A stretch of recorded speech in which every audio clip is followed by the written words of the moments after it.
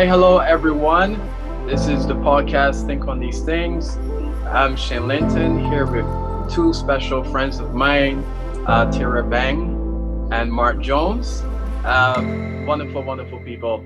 And for those that may not know, Think on These Things is pretty much a podcast just to make you think and to lament and reflect on things that benefit and add to your life. Today's thing, we're looking at racism, a very, very ticklish, dicey topic.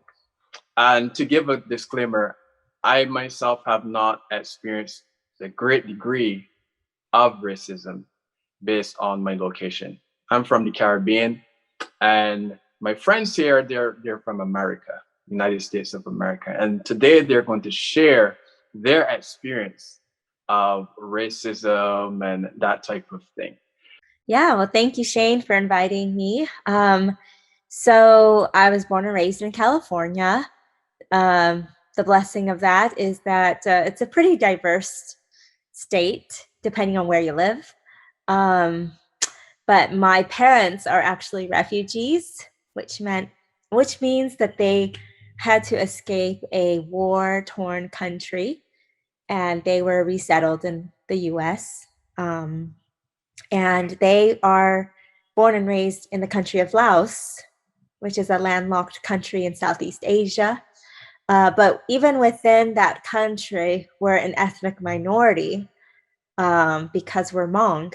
And Hmong people are indigenous, so we live in the mountains throughout the region of Southeast Asia.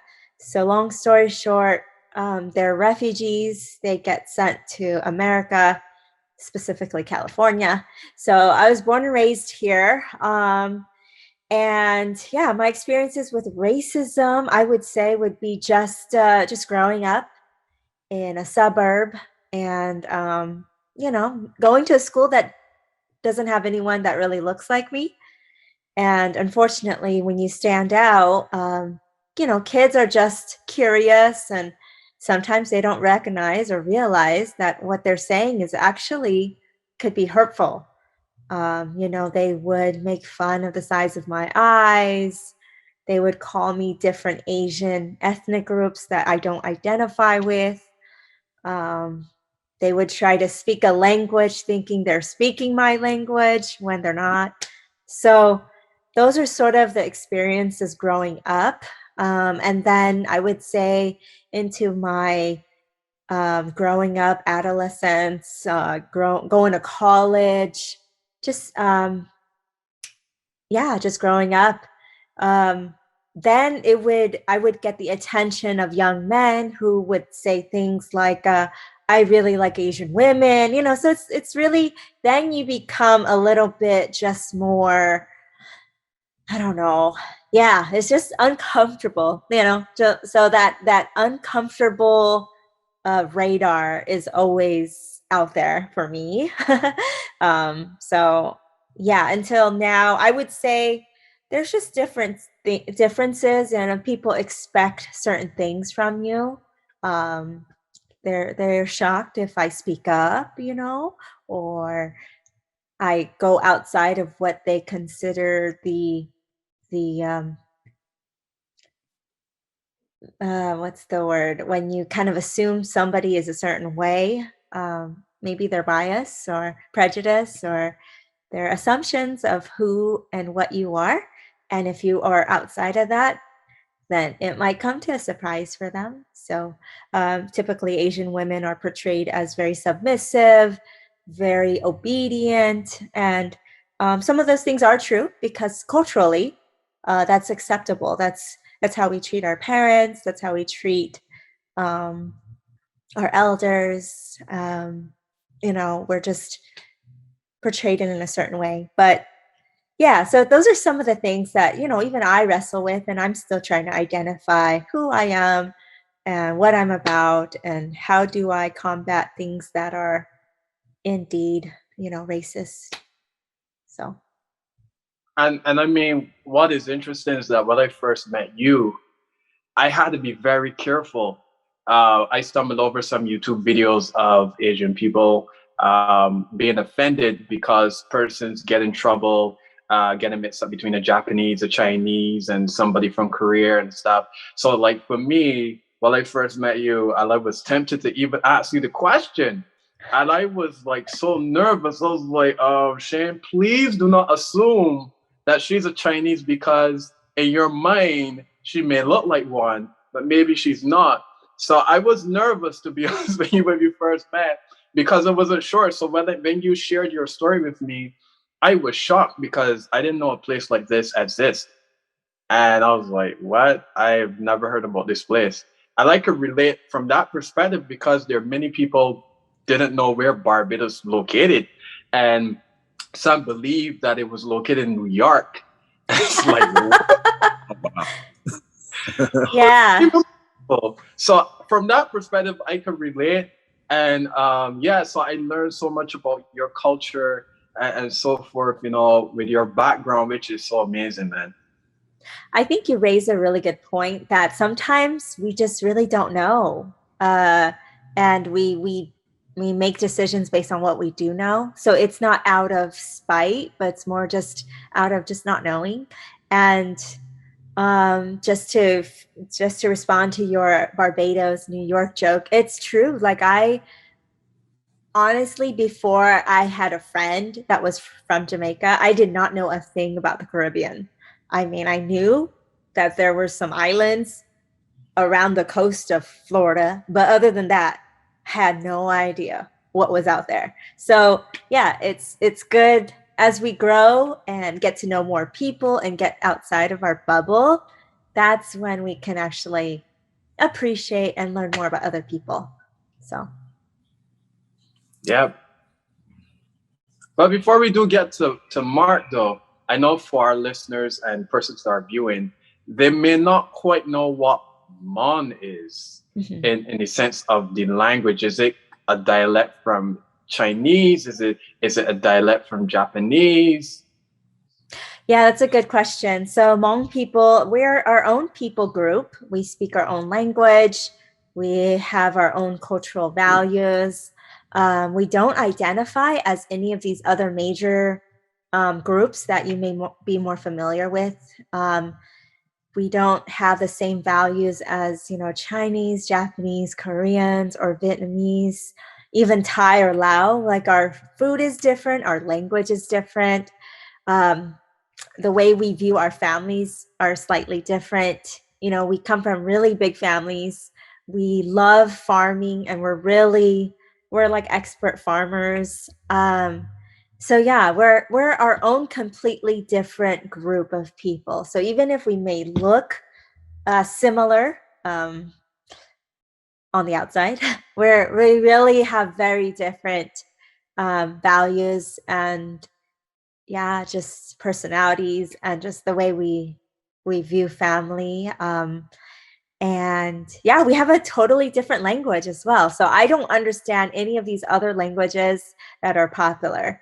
I don't read it. I don't speak it. I wouldn't be able to respond if someone tried to speak a language to me that they think I might speak. Yeah. Fair enough. Mr. Jones. Shane, Lynton, Tara, thank you for having me, Shane. I appreciate you, brother. This is I am definitely privileged to be a part of this, man. Thank you for allowing me to be on. Sure, bro. Sure.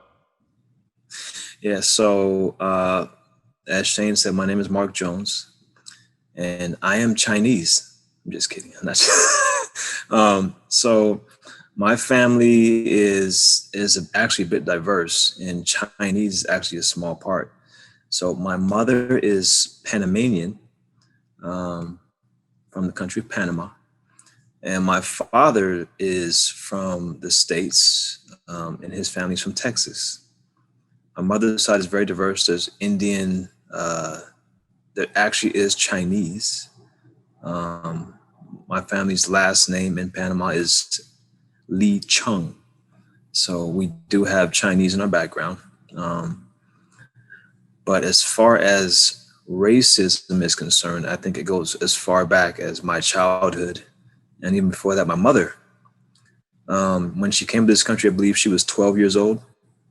and she knew some English, but there are some social aspects within the culture that she just wasn't aware of. One of them was this color of her skin. And so she told me a story when she was a child that she was outside during, enrichment or play, whatever you want to call it. And so there were some kids making fun of some other kids, which is normal, but the difference was there were some Caucasian kids making fun of some darker colored kids, including Hispanic and Latino. And then my mother was with the African American kids.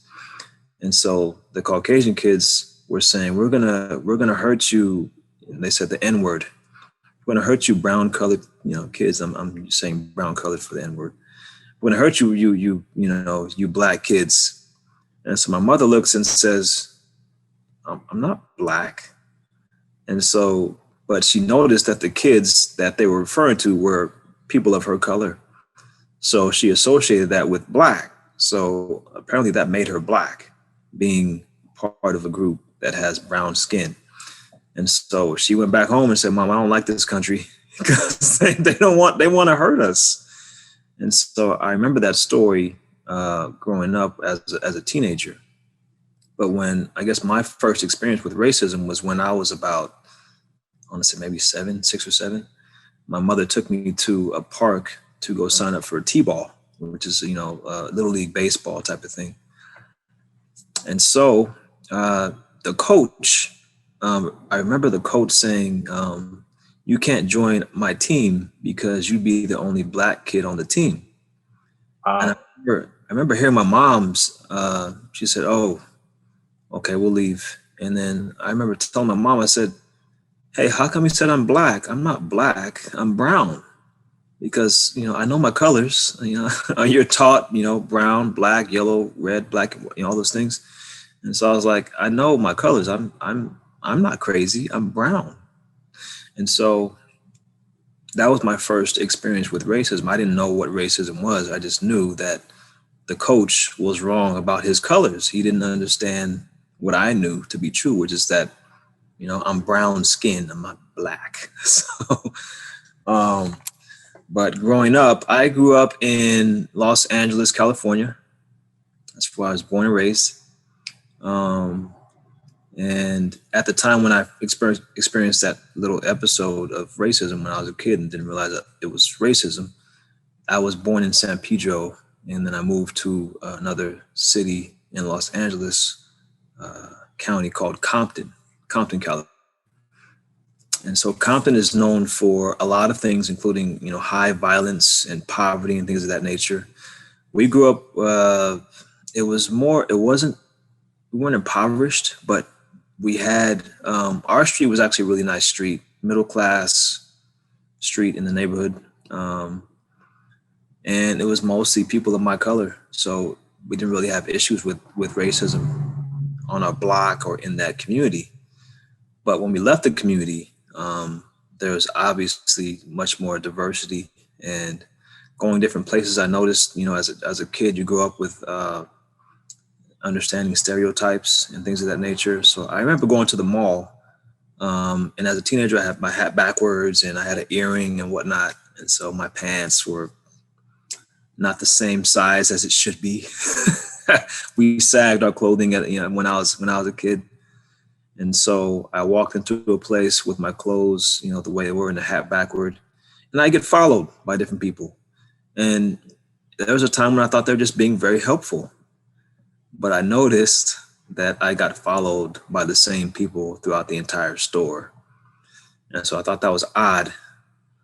And I remember when I was a little older, I did an experiment just to try to see what would happen. So I dressed up, had a shirt and tie and everything.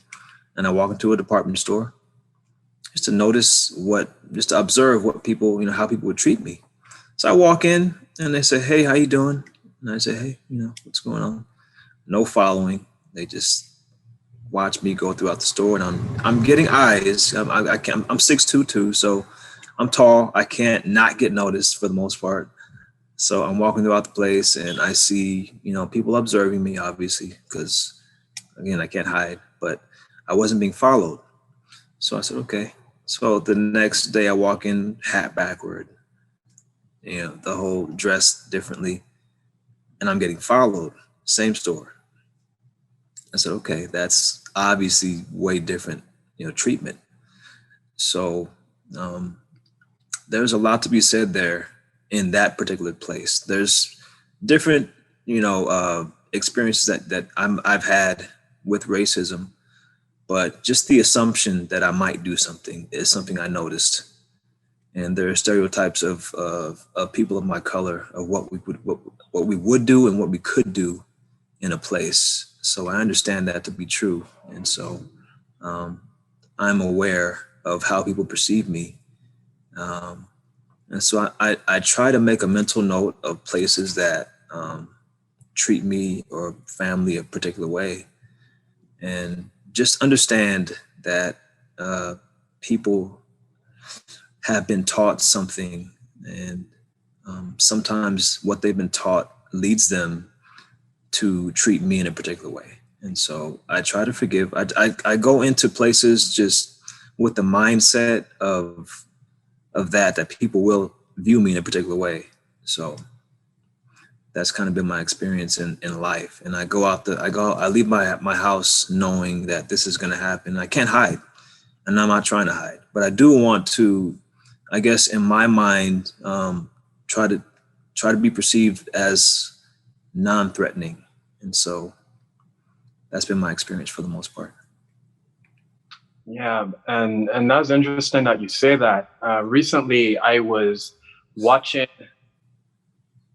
a Netflix series that Will Smith was hosting, who I think it's called "Who Is America?"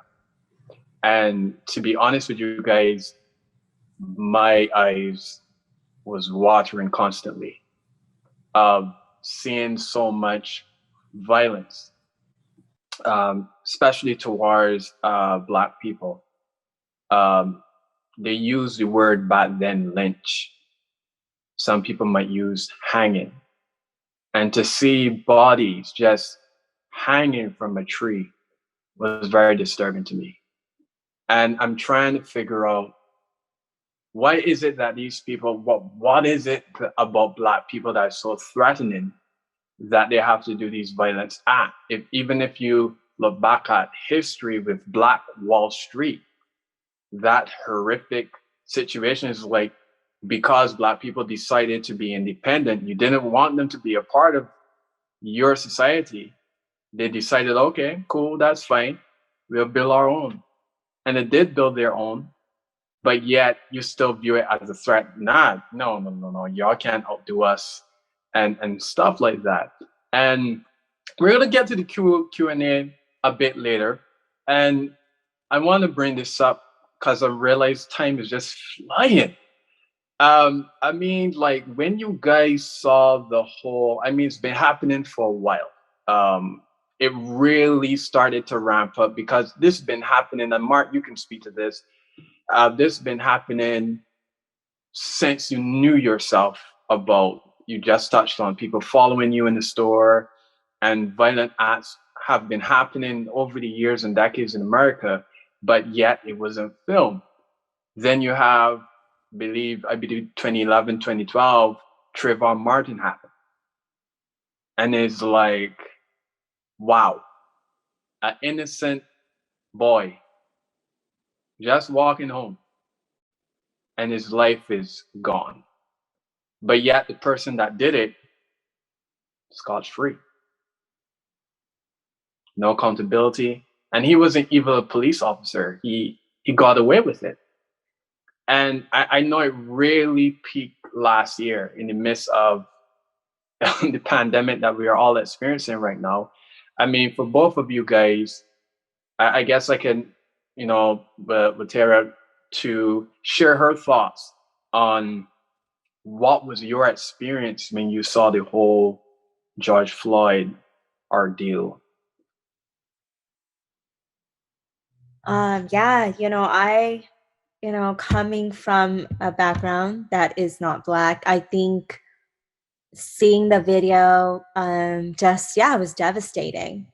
And it definitely brought a lot of pain, because I think it just helped even those who are not Black to really realize there are serious issues going on, and we have to speak up, or we have to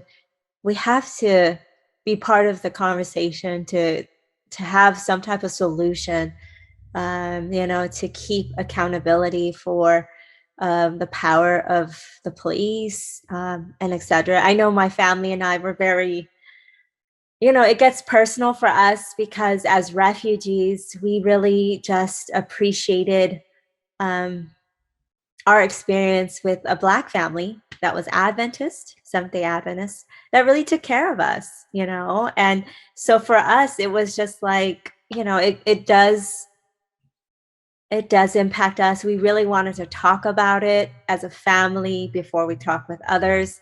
We had a discussion on, like, what are our experiences, and we even discussed, like, how do we view Black people, and are we biased in certain ways, or what are we not doing?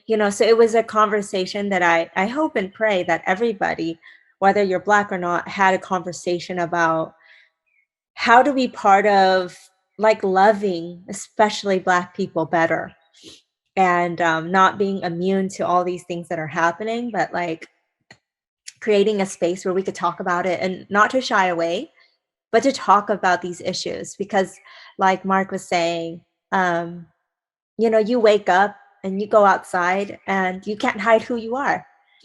And and you always have to think, how can I be non-threatening today? Like that, I don't even understand that, but I appreciate that you share that, because I get the blessing of not having to worry about that, because of who I am, or how well, since COVID, it's been a little different, but yeah, it was definitely a very touching conversation. And I really, yeah, our family even cried, and we had an opportunity to just share. We had a Zoom session where we talked about racism, and we invited everyone and anyone who just wanted to talk, to express themselves. So that was one way of us trying to not shy away, but coming together with other people from diverse backgrounds to talk about racism. Yeah. Yeah, I was actually at that Zoom meeting that they had, and what was interesting is all the people of color. Even there's people from Africa, and they live in the States, but there's also me who isn't African, but I've grown up in this country as an African American. We all had the same response. It was like, we're tired. And for the most part, none of us have actually seen the video. I haven't seen the video. I won't see the video. The reason being is that I grew up seeing that. Like, it was actually commonplace to have a knee in the back of the neck for a lot of us. And so a lot of my friends, family, they've had that experience, the knee in the back of the neck, and that was how they did things. And so it was almost playful. It was like, when's the last time you had a knee in the back of your neck? And it was like, oh, I had this morning. And they would brag. I was last week. It was, this afternoon. That was a normal thing for a lot of us. I never experienced it. I've been pulled over and being mistaken as looking like a possible suspect type of thing. And it's like, okay, I know. Keep your hands up. That's what we're taught, to keep our hands up, or keep our hands on the wheel, and appear again as cooperative, or be as cooperative as you can. And so that was what we're taught, answer yes, sir, no, sir, all those things. So as a child, we're taught, if you're ever pulled over, again, don't make any sudden moves, because the person pulling you over has a weapon, and you don't know what their state of mind is, what they've been taught or what they believe. It's just a matter of life and death, literally, if you're pulled over. So that was kind of what it was. But I grew up in the hip hop era, and there's music that speaks to the culture of violence And so with police, there's always been a clash. In Los Angeles, particularly, it's known that the police have been rough with the community. So as far as George Floyd is concerned, it was awful, but it wasn't anything new to a lot of us. And so the fact that we're able to see it, that's somewhat new to some people, but for many of us, that's every day. So yeah, it's unfortunate. I remember you told me in a private conversation, a family member actually, under correction, they died having a similar experience to like a George Floyd. Yes, I've had family members arrested and whatnot. I've had one family member, as far as I know, was shot. He wasn't suffocated in that way, but we've had family members be shot by police in that respect. Wow. Wow. Yeah. Wow. Whew. I remember when I heard the Breonna Taylor situation. That one broke my heart even more, a little bit more than George Floyd, in the sense because she came from the hospital, saving lives, tired, exhausted, come home to sleep, and people just barge in your house, just shooting like wildfire, and you lost your life just like that, gone, for just having the color of the skin. And it's just crazy to me. And I want to switch it up a little bit.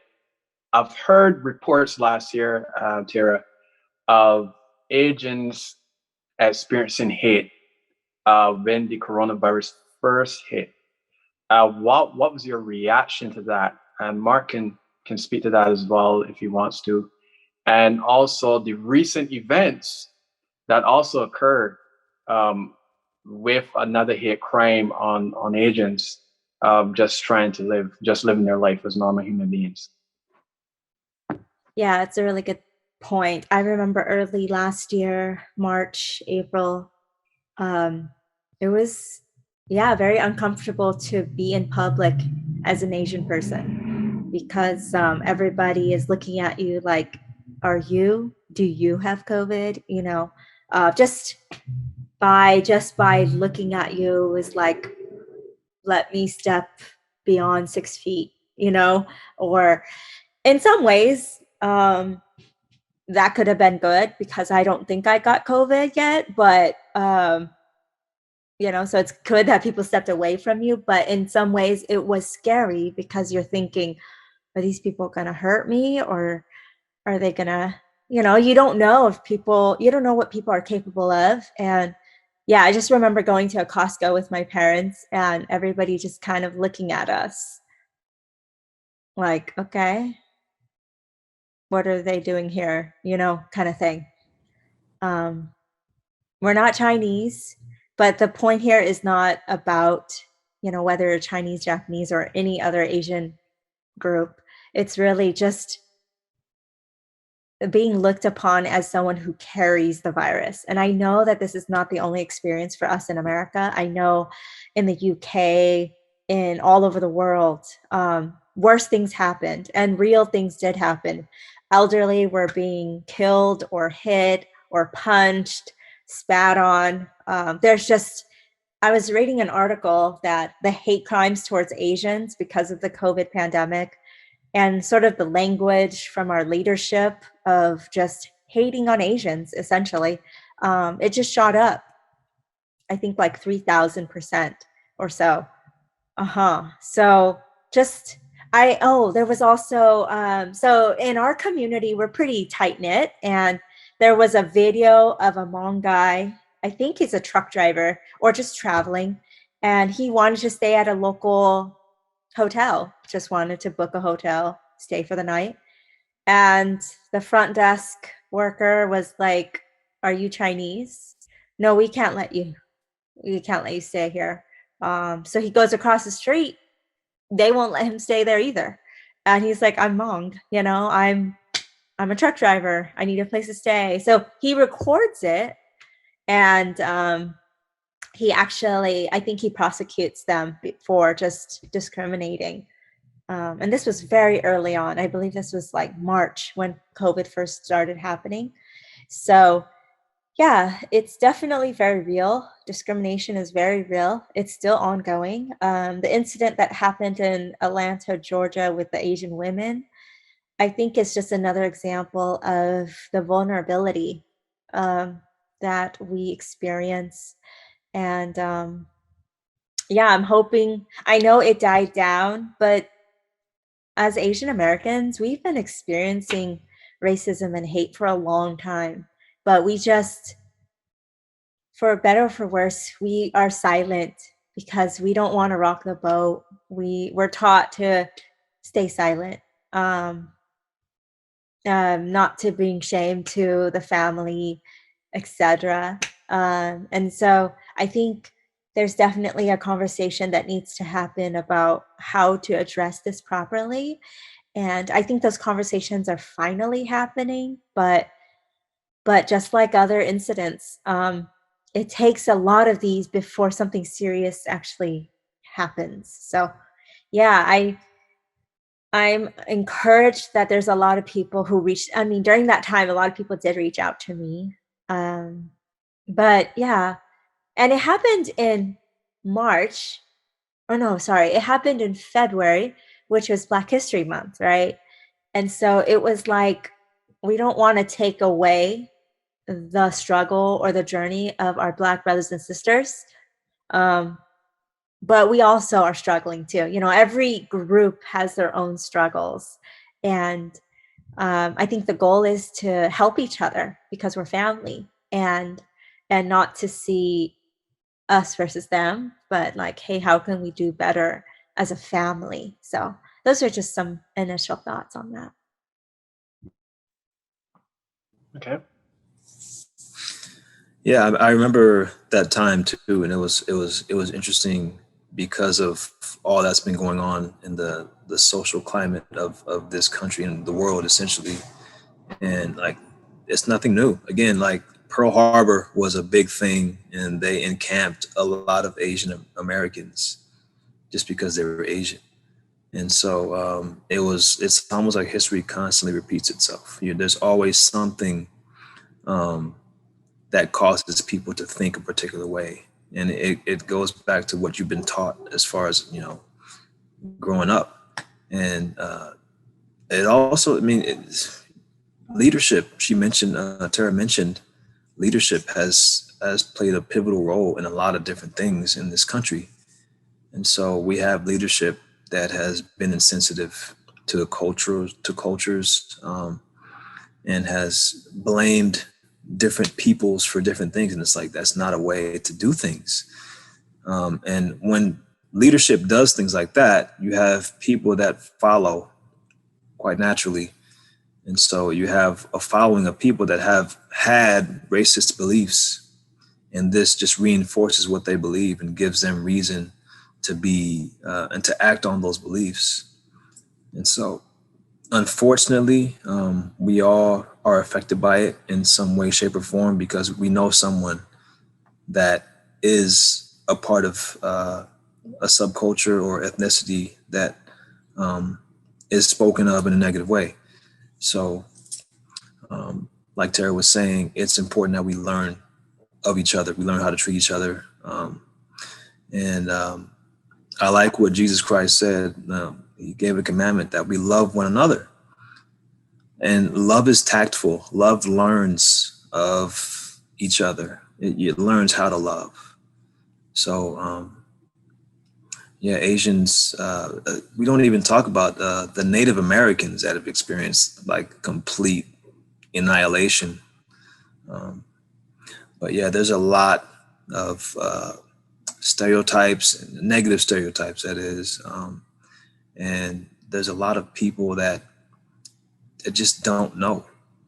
And so we have to be forgiving. We have to be open also to tell people, hey, please don't treat me that way. That's offensive, or just more sensitive to others' needs, be others minded as opposed to just being so selfish in our thinking.